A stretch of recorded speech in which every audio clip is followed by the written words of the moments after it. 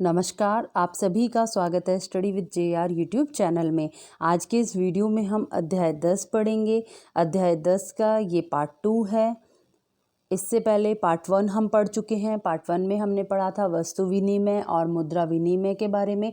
इसके अलावा हमने बाजार पढ़े थे और बाजार में हमने 2 टॉपिक पढ़ लिए थे। एक तो पढ़ा था हमने मोहल्ले की दुकानें और दूसरा टॉपिक था हमारा साप्ताहिक बाजार। और आज हम पढ़ेंगे तीसरा टॉपिक शॉपिंग कॉम्प्लेक्स और मॉल। तो पिछला जो वीडियो है भाग 1 का, पार्ट 1 का, तो आपने नहीं देखा है तो नीचे डिस्क्रिप्शन में लिंक है, आप वहाँ से देख लीजिएगा। ओके। और इसके साथ ही यदि आपने अभी तक इस चैनल को सब्सक्राइब नहीं किया है तो प्लीज़ सब्सक्राइब भी कर लीजिए और आपको पास में एक बेल आइकन भी दिखाई देगा, उसे भी क्लिक कर लीजिए ताकि आपको वीडियोस की नोटिफिकेशन मिलती रहे। चलिए शुरू करते हैं आज का वीडियो। तीसरा हमारा टॉपिक है शॉपिंग कॉम्प्लेक्स और मॉल। बड़े शहरों में कुछ इस प्रकार के बाजार भी होते हैं जहां एक ही छत के नीचे अनेक वस्तुओं की अनेक दुकानें होती हैं। इन्हें लोग शॉपिंग कॉम्प्लेक्स के नाम से जानते हैं। शॉपिंग कॉम्प्लेक्स किसे कहा जाता है?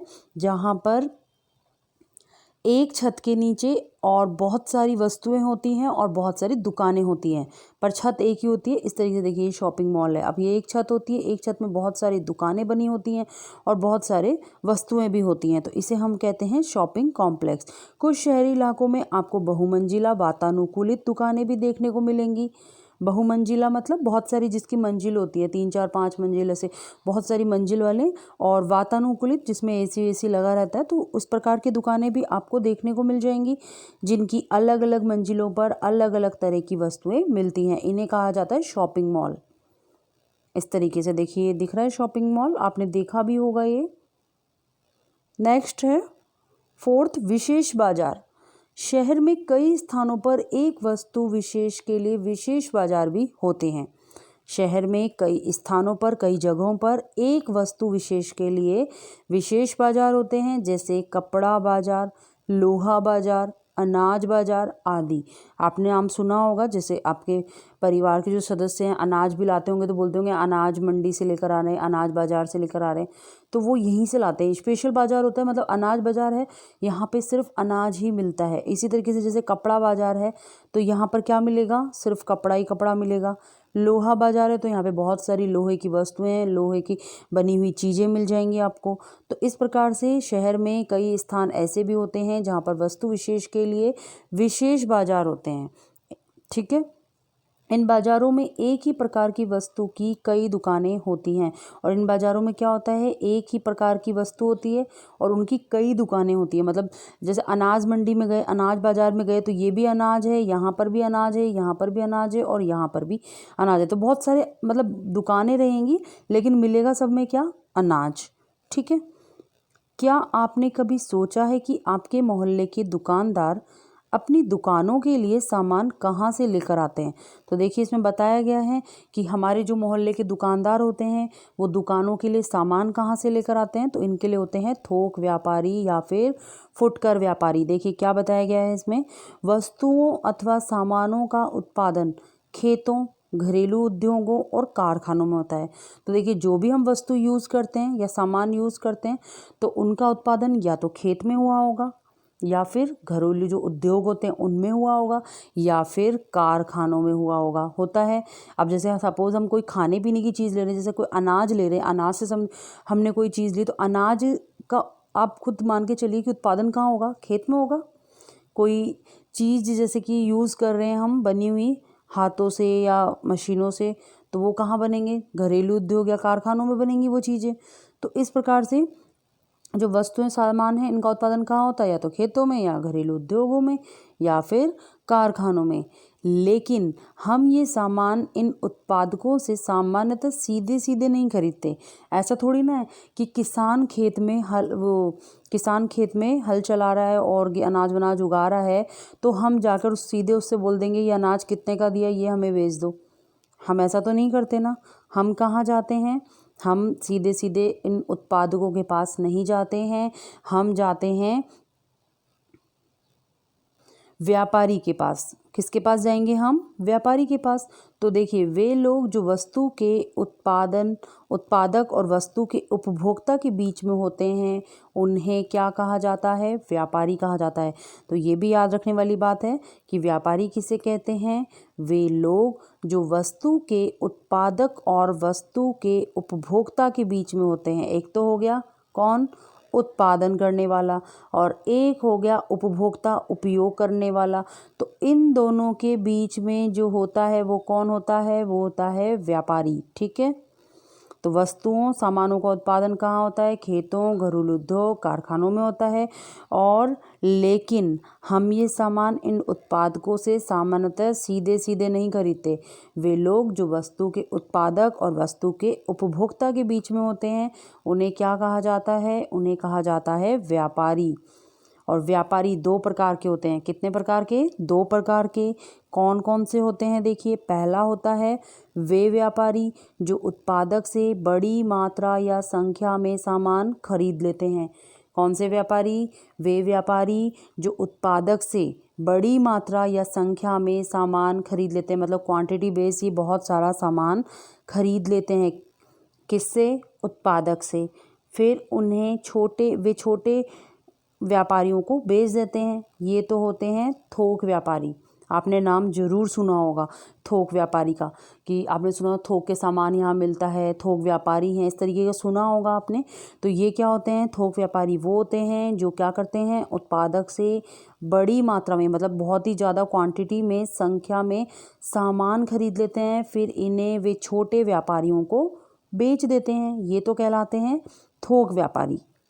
जैसे सब्जियों का थोक व्यापारी 10-12 किलो सब्जियां नहीं खरीदता है, बल्कि वह क्या करता है? बड़ी मात्रा में 300 या 400 किलो तक सब्जियां खरीद लेता है।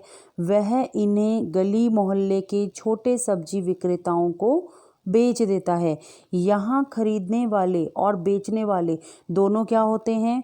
व्यापारी होते हैं। देखिए, अब इसमें इम्पोर्टेंट फैक्ट ये है कि जो थोक व्यापारी है, थोक व्यापारी में जो सामान, मतलब ये जिसको बेच रहा है ना, वो भी एक व्यापारी ही होता है, पर वो इससे छोटा व्यापारी हो गया। मतलब ये इसमें ये इम्पोर्टेंट है कि खरीदने वाला और बेचने वाला दोनों ही क्या होते हैं? व्यापारी होते हैं। और दूसरा देखिए, व्यापारी कौन सा होता है? वह व्यापारी जो अंततः वस्तुएं हम उपभोक्ता को बेचता है। हम वस्तुओं का उपयोग करता है वो क्या कहलाता है? उपभोक्ता। हम क्या हैं? उपभोक्ता। वह व्यापारी जो अंततः वस्तुएं हम उपभोक्ताओं को बेचता है, वह खुदरा या फुटकर व्यापारी कहलाता है। उसे क्या कहेंगे हम? खुदरा या फुटकर व्यापारी। यह वही दुकानदार होता है जो आपको पड़ोस की दुकानों, साप्ताहिक बाजार या फिर शॉपिंग कॉम्प्लेक्स में सामान बेचता है। तो ये जो व्यापारी होता है, ये क्या कहलाएगा? खुदरा या फुटकर व्यापारी। और पहला हमने कौन सा व्यापारी देखा? थोक व्यापारी, जो कि बहुत सारी क्वांटिटी बेस्ड, बहुत सारी मात्रा में सामान को खरीदता है और फिर अपने से जो छोटे व्यापारी होते हैं उनको वो सामान पहुंचाता है। तो इसमें क्या होता है? थोक व्यापारी में तो खरीदने वाला, बेचने वाला दोनों व्यापारी। और जो दूसरा व्यापारी होता है खुदरा या फुटकर, इसमें ये तो व्यापारी होता है और हम क्या होते हैं? सामान खरीद रहे हैं, उपयोग कर रहे हैं सामान का, हम उससे खरीद कर, तो हम क्या हैं? उपभोक्ता। तो इसमें होते हैं खुदरा या फुटकर व्यापारी और उपभोक्ता। ठीक है। अब देखिए, नेक्स्ट है बैंकिंग प्रणाली। वर्तमान युग में बैंकिंग प्रणाली हमारे लिए अत्यंत आवश्यक और उपयोगी है। अब देखा जाए तो आज का जो टाइम है, इस टाइम में बैंकिंग जो प्रणाली है वो बहुत ही इम्पोर्टेंट है।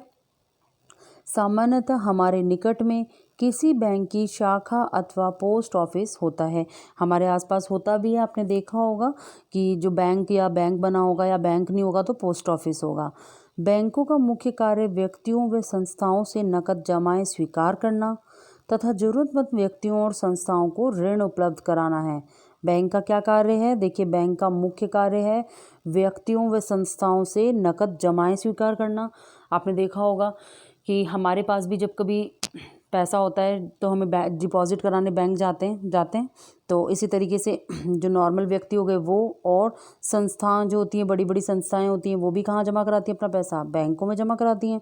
तो बैंकों में क्या करती हैं? नकद जमाएं स्वीकार करता है बैंक, और क्या करता है, जिनको ज़रूरत होती है, जिन व्यक्तियों को लगता है कि हाँ ज़रूरत है और संस्थाओं को ज़रूरत होती है, तो उनको लोन भी प्रोवाइड करती है। लोन, ऋण को बोलते हैं लोन प्रोवाइड करना। कोई भी व्यक्ति बैंक या पोस्ट ऑफिस में जाकर अपना खाता खुलवा सकता है। कोई भी व्यक्ति, ऐसा नहीं है कि केवल ये व्यक्ति ही स्पेशल है वो ही खुलाएगा, नहीं, कोई भी व्यक्ति जाकर बैंक या पोस्ट ऑफिस में जाकर अपना खाता खुलवा सकता है। व्यापारिक और अन्य संस्थाएं भी अपना खाता खुलवा सकते हैं। इसके अलावा व्यक्ति तो खुलवा ही सकता है। देखिए, जो व्यापारिक होती हैं, जो व्यापार करते हैं, तो वो व्यापारिक, और जो अन्य संस्थाएं होती हैं वो भी अपना खाता कहाँ खुलवा सकती हैं? बैंक में खुलवा सकती हैं। खाते विभिन्न प्रकार के होते हैं। खाते भी देखिए कई प्रकार के होते हैं, जैसे बचत खाता, चालू खाता, स्थायी जमा खाता आदि। और जो देखा होगा आपने, जैसे हमारे जो अकाउंट्स होते हैं, सेविंग अकाउंट, सुना है आपने नाम सेविंग अकाउंट का? सेविंग अकाउंट को ही बोलते हैं बचत खाता। तो हम जैसे नॉर्मल जो लोग होते हैं वो तो कौन सा खाता खुला लेते हैं? बचत खाता। अपनी सेविंग्स जो भी होती है जाकर बैंक में जमा करा देते हैं और एक बचत खाता खुलवा लेते हैं, है ना। और एक होता है चालू खाता, जिसे बोलते हैं करंट अकाउंट। तो देखिए करंट अकाउंट में ये ज़्यादातर उनके लिए यूज़ होता है जो व्यापारी होते हैं, जिनको बहुत सारा लेन देन करना होता है, तो वो लोग ये इस प्रकार का खाता खुलवाते हैं, चालू खाता। एक होता है स्थायी जमा खाता आदि। तो इस प्रकार से कई प्रकार के खाते होते हैं जो आप बैंक में या फिर पोस्ट ऑफिस में खुलवा सकते हैं। अपनी आवश्यकता के अनुसार किसी भी प्रकार का खाता खुलवाया जा सकता है। जैसी आपकी आवश्यकता है, उस आवश्यकता के अनुसार, उस आवश्यकता के अकॉर्डिंग आप अपना खाता खुलवा सकते हैं। सभी बैंक भारतीय रिजर्व बैंक के निर्देशन एवं नियंत्रण में कार्य करते हैं। और जितने भी बैंक हैं ना, सभी बैंक, जितने भी सारे बैंक भारतीय रिजर्व बैंक के निर्देशन एवं नियंत्रण में कार्य करते हैं। तो देखिए इंपॉर्टेंट फैक्ट है, याद रखिएगा। बैंकिंग प्रणाली ने धन के लेन देन को आसान और सुरक्षित बना दिया है। और जो ये बैंकिंग प्रणाली है, ये बैंकिंग सिस्टम है, इसने क्या कर दिया है? धन के लेन देन को आसान और सुरक्षित बना दिया है। अब आपने देखा होगा, हम इजीली किसी के भी अकाउंट में पैसे ट्रांसफ़र कर सकते हैं, उनसे प्राप्त कर सकते हैं। किसी से कोई सामान खरीदा, ईजी वे में हम उनको पे कर सकते हैं ना। तो इस तरीके से बैंकिंग प्रणाली ने क्या कर दिया है? हमारे जो धन का लेन देन है, पैसों का जो हमारा लेन देन है, उसको आसान बना दिया है और सुरक्षित बना दिया है। कितनी भी बड़ी राशि का भुगतान या स्थानांतरण cheque, bank draft, internet banking आदि का उपयोग करके आसानी से और शीघ्रता से किया जा सकता है। अब इसमें देखिए क्या बताया गया है, कितनी भी बड़ी राशि, मतलब आप कितनी भी बड़ी राशि हो, चाहे वो हज़ारों में हो, लाखों में हो, तो इतनी बड़ी राशि का भी भुगतान या स्थानांतरण हम चेक के द्वारा, बैंक ड्राफ्ट के द्वारा, इंटरनेट बैंकिंग के द्वारा आसानी से कर सकते हैं। और आजकल तो देखिए इंटरनेट बैंकिंग अगर आपने ले ली तो घर बैठे ही आप अपने आराम से बैंक अकाउंट को एक्सेस कर सकते हैं, इजीली किसी को पे कर सकते हैं, किसी से पैसे प्राप्त, मतलब कितनी सारी चीज़ें हो जाती हैं उसी से ही घर बैठे बैठे। तो ये सब चीज़ें हो जाती हैं इंटरनेट बैंकिंग से। इसके अलावा देखिए, हम ऑटोमेटिक टेलर मशीन, जिसे हम बोलते हैं एटीएम। देखिए एटीएम की फुल फॉर्म क्या है? Automatic teller machine. तो ऑटोमेटिक टेलर मशीन एटीएम के द्वारा अपने खाते से धन सरलता से निकाल सकते हैं। आप सभी जानते होंगे एटीएम को, और आप सबने देखा भी होगा। तो एटीएम से हम इजी वे में, एक एटीएम कार्ड बनता है, उससे अपने खाते से पैसे निकलवा भी सकते हैं आजकल। और ये एटीएम भी आपको हर जगह इजीली मिल जाते हैं। ऐसा नहीं है कि कहीं यहाँ है और उस दूसरे स्थान पर है, यहाँ नहीं है, वहाँ नहीं है। ये तो आजकल हर जगह होने लग गए हैं एटीएम। तो एटीएम मिल जाएंगे इजीली, और इनसे आप इजीली आजकल तो जमा भी होने लगे हैं। आप एटीएम से ही देखिए अपने अकाउंट के जो अपने पैसे हैं वो अपने अकाउंट में जमा भी करा सकते हैं। अब आगे देखिए, हम अपनी बचत का धन अपने खाते में जमा करवा सकते हैं। हमारे पास जो भी धन है बचा हुआ, जो भी हमारी सेविंग्स है, हम कहाँ जमा करा सकते हैं? अपने खाते में अपने अकाउंट में जमा करा सकते हैं। यहाँ हमारा धन कैसा रहता है, सुरक्षित रहता है बिल्कुल। साथ ही उस पर ब्याज भी मिलता है, मतलब हमने जो पैसा जमा करवाया है बैंक में या पोस्ट ऑफिस में, तो वहाँ पर हमारा जो पैसा है, धन है, वो सुरक्षित भी रहता है। साथ ही साथ हमें क्या मिलता है, ब्याज, जिसे इंग्लिश में बोलते हैं इंटरेस्ट, तो इंटरेस्ट भी मिलता है। हमारी इस प्रकार की छोटी छोटी बचतें बैंक में इकट्ठा होकर विशाल धनराशि बन जाती है। इस राशि को बैंक अपना रोजगार स्थापित करने के इच्छुक लोगों के साथ ही उद्योगों और व्यावसायिक संस्थाओं को उधार दे देता है। इस धन का उपयोग कई विकास कार्यों में किया जाता है। देखिए, जो हम बैंक में धन जमा कराते हैं, हम जैसे बहुत से लोग भी करवाते हैं, तो सभी लोगों का धन कहाँ पर इकट्ठा रहता है, बैंक में जमा रहता है। और जब किसी को ज़रूरत होती है लोन की, तो बैंक क्या करता है, लोन भी दे देता है। जो लोग होते हैं, किसी को पर्सनल लोन चाहिए होता है, किसी को जैसे होम लोन चाहिए होता है, किसी को कोई व्यापार स्टार्ट कर रहा है तो उसके लिए लोन चाहिए होता है। तो इस प्रकार से जिस भी प्रकार का लोन चाहिए होता है वो कौन प्रोवाइड करवाता है, बैंक प्रोवाइड करवा देता है। और इस धन का उपयोग कई प्रकार के विकास कार्यों में भी होता है। इस प्रकार बैंक रोजगार और उद्योग व्यवसायों के लिए ऋण देकर विकास कार्यों में बहुत बड़ी भूमिका निभाते हैं। तो देखिए, जो बैंक है वो रोजगार और जो उद्योग व्यवसाय हैं इनके लिए ऋण देकर क्या करते हैं, विकास कार्यों में बहुत बड़ी भूमिका निभाते हैं। एक तरफ जहां सूचना प्रौद्योगिकी ने बैंकिंग सेवाओं को सर्वसुलभ किया है, वहीं दूसरी तरफ कुछ लोग इस तकनीकी का दुरुपयोग करके बैंक खाता धारकों को ठग लेते हैं।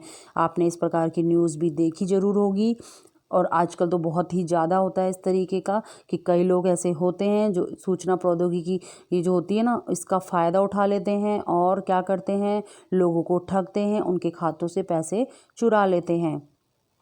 अतः इंटरनेट बैंकिंग एटीएम मशीन का उपयोग किसी दूसरे व्यक्ति के उपस्थिति में नहीं करें। इसीलिए इसमें क्या बताया गया है कि हम जो भी इंटरनेट बैंकिंग यूज़ करते हैं, जो हमारे बनाते हैं हम मतलब लैपटॉप या मोबाइल से या कंप्यूटर से एक्सेस करते हैं इंटरनेट बैंकिंग का, तो उसमें हम जो भी डेटा अपना भरते हैं, फिल करते हैं, अपनी प्रोफाइल बनाते हैं, उसमें हम अपना प्रोफाइल आईडी, पासवर्ड, जो भी चीज़ें होती हैं वो सब डालते हैं, तो वो किसी को भी हमें नहीं बताना चाहिए।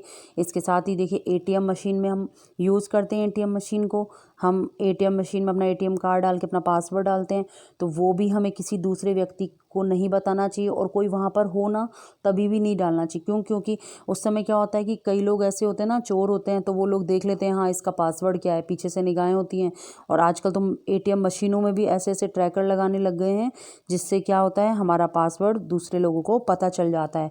तो इस प्रकार के आजकल फ्रॉड बहुत होने लग गए हैं। अपने पासवर्ड, पिन नंबर किसी भी व्यक्ति को नहीं बताएं। तो देखिए, इसमें भी यही बताया गया है कि जो हमारा पासवर्ड होता है, हमारा पिन नंबर होता है, ये किसी को नहीं बताना चाहिए। इसके अलावा मोबाइल में जैसे कि ओटीपी भी आता है, तो ओटीपी भी नहीं बताना चाहिए किसी को भी।